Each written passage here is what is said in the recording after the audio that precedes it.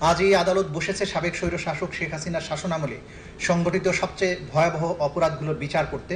কোনো ব্যক্তি যত উঁচু পদে আসীন হন না কেন, কিংবা তার ছায়া যতই দীর্ঘ হোক না কেন, সে আইনের ঊর্ধ্বে নয়। আজ আমরা এই ট্রাইব্যুনালের কাছে নিবেদন করছি যেন দোষীদের সঠিক জবাবদিহিতা নিশ্চিত করা হয় এবং বিচার ব্যবস্থার প্রতি জনগণের আস্থা পুনরুদ্ধার করা হয় এবং গোটা বিশ্বকে এই বার্তা দেওয়া হয় যে অপরাধীরা যত বড়ই হোক তার জন্য বিন্দুমাত্র ছাড় থাকবে না। ইংল্যান্ড এবং ওয়েলসের সাবেক লর্ড চিফ জাস্টিস উপস্থিতিতে বিচার কোনোভাবেই অপরাধীর জবাবদিহিতা নিশ্চিত করার জন্য বাধা হতে পারে না এবং হবে না। আমরা ইতিমধ্যে এই একজন স্টেট ডিফেন্স লয়ার নিয়োগ দিয়েছে দুজন পলাতক আসামির জন্য। এই ট্রাইব্যুনাল দিয়েছেন। এই ট্রাইব্যুনাল আইন অনুযায়ী রায় প্রদানের পূর্ণ ক্ষমতা রাখে। দুজন আসামি আদালতের ক্ষমতার কাছে আত্মসমর্পণ না করে বারবার অনুপস্থিত আছেন। স্পষ্টভাবে বলা প্রয়োজন, আসামিদের ইচ্ছাকৃত পলায়ন কিংবা কোনো বিদেশি রাষ্ট্রের নিষ্ক্রিয়তা এই ট্রাইব্যুনালের সত্য অনুসন্ধান এবং ন্যায় বিচার নিশ্চিতের গুরু দায়িত্ব পালনকে বাধাগ্রস্ত করতে পারবে না। ন্যায় বিচারের হাত দীর্ঘ, অনুপস্থিতি বা উদাসীনতা তাকে আটকাতে পারে না।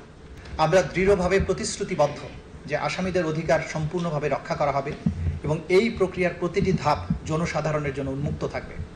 এর মধ্য দিয়ে আমরা প্রমাণ করব যে বাংলাদেশের ন্যায় বিচার প্রতিষ্ঠার স্পৃহা একটি জীবন্ত অঙ্গীকার, যা প্রজন্মের পর প্রজন্ম ধরে চলমান থাকবে।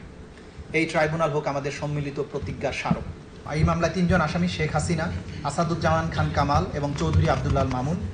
প্রসিকিউশনের মামলার মূল ভিত্তি হল প্রত্যক্ষ প্রমাণের অপ্রতিরোধ্য শক্তি, সাবেক প্রধানমন্ত্রীর নিজের বক্তব্য, রেকর্ডকৃত অডিও এবং বিভিন্ন স্পষ্ট দিক নির্দেশনা যা তিনি ওই সংকটকালীন দিনগুলোতে দিয়েছেন।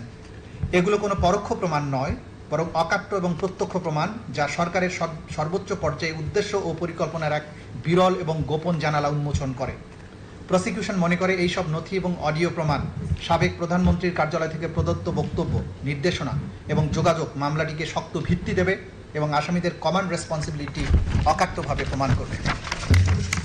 শেখ হাসিনার একটি নির্দেশের ভাষা ছিল এরকম।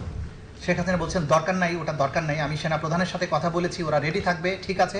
এখন তো আমরা অন্য করতেছি, ড্রোন দিয়ে ছবি নিচ্ছি এবং হেলিকপ্টার দিয়ে হচ্ছে, মানে কয়েক জায়গায়।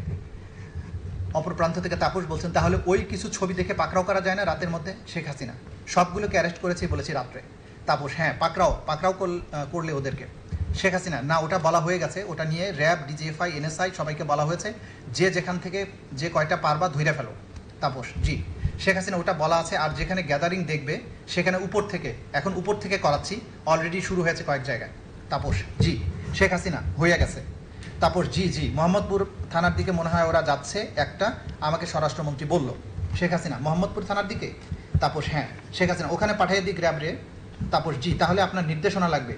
উনি এখনও হ্যাঁ। শেখ হাসিনা, আমার নির্দেশনা দেওয়া আছে, ওপেন নির্দেশনা দিয়ে দিছি, এখন লিথাল ওয়েপন ব্যবহার করবে, যেখানে পাবে সোজাগুলি করবে।